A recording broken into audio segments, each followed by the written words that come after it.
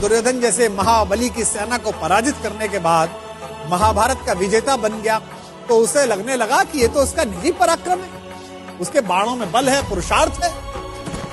अर्जुन मन ही मन इस बात पर इठलाते हुए अपने रथ पर सवार होकर युद्ध भूमि से लौट रहा था। जब अपने शिविर के आखिर में पहुंच गए तो उसके रथ पर बैठे हुए मधुसूदन सारथी भगवान श्री कृष्ण ने कहा, पार्थ, रथ से नीचे उतर जाओ।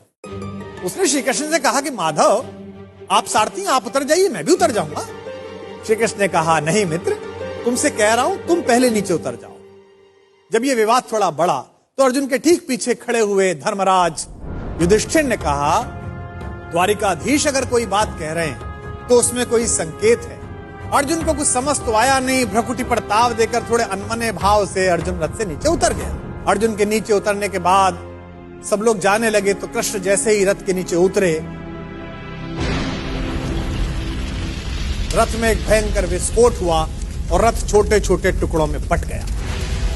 विजय का सिंहासन सामने देख रहा था जो अर्जुन, जिसके सिर पर विजय का ताज था, उस अर्जुन ने पलट कर देखा तो माधव मुस्कुरा रहे थे और रथ जल रहा था।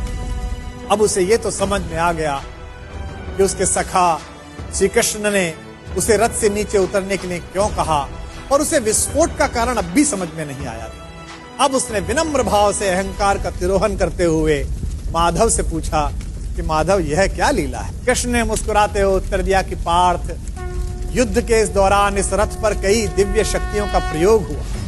तुम पर जिन घातक अस्त्रों का प्रयोग हुआ उसका बचा हुआ असर भी इस रथ पर था जिस पर हम सवार थे।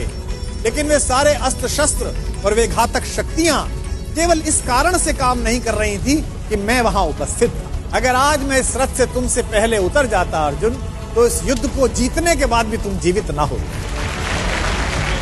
अर्जुन की आंख खुल गई। उसे यह एहसास हुआ कि विश्व की जिस सबसे बड़ी विजय को वो अपना निजी पराक्रम मान रहा है, वो केवल उसकी उपलब्धि नहीं बल्कि उसमें ईश्वर के उस अंश की सद्भावना है जिसे मधुसूदन भुवन मोहन कन्हैया कहा जाता है।